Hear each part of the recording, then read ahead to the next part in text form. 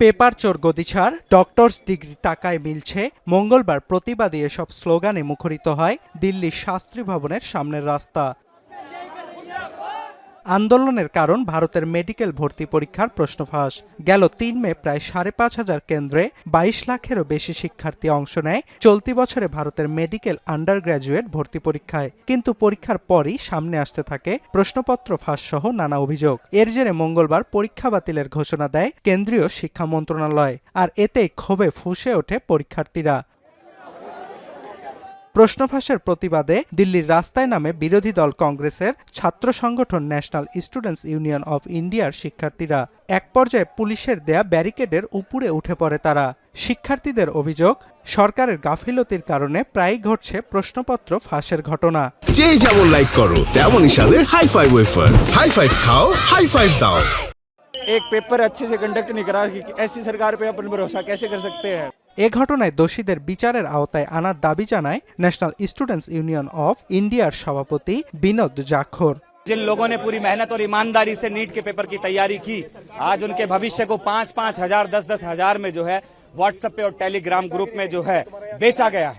দিল্লির বাইরে বিক্ষোভ হয়েছে কেরালাতেও। প্রশ্ন ফাঁসের সঙ্গে জড়িতদের শাস্তি ও ন্যাশনাল টেস্টিং এজেন্সিকে জবাবদিহিতার আওতায় আনার দাবিতে প্রদেশটির একটি বাম সংগঠন অ্যাটর্নি জেনারেলের কার্যালয়ের সামনে জড়ো হয়। এ সময় পুলিশ তাদেরকে সরিয়ে দিতে চাইলে শুরু হয় ধস্তাধস্তি। ব্যারিকেড ভেঙে শিক্ষার্থীরা সামনে এগিয়ে যেতে চাইলে তাদের ওপর জলকামান ছোড়ে পুলিশ। এদিকে প্রশ্ন ফাঁসের মূল পরিকল্পনাকারী মনীষ যাদবকে জয়পুর থেকে আটক করেছে পুলিশ। আরেক অভিযুক্ত ধনঞ্জয় লোখান্ডাকে আহিল্লানগর থেকে আটক করা হয়েছে। এছাড়াও মহারাষ্ট্র থেকে প্রশ্ন কেনার অভিযোগে আরও একজনকে আটক করেছে পুলিশ। তদন্তকারীদের ধারণা ভারতের ৭টি প্রদেশে ফাঁস হওয়া প্রশ্ন বিক্রি হয়েছে।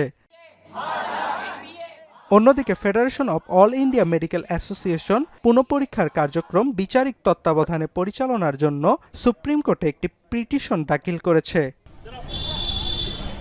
এনডিটিভি জানায়, মূল পরীক্ষার প্রায় ১ মাস আগে রাজস্থানের সিকার শহরের কোচিং সেন্টারগুলোতে একটি প্রশ্নপত্র শিক্ষার্থীদের হাতে পৌঁছায়।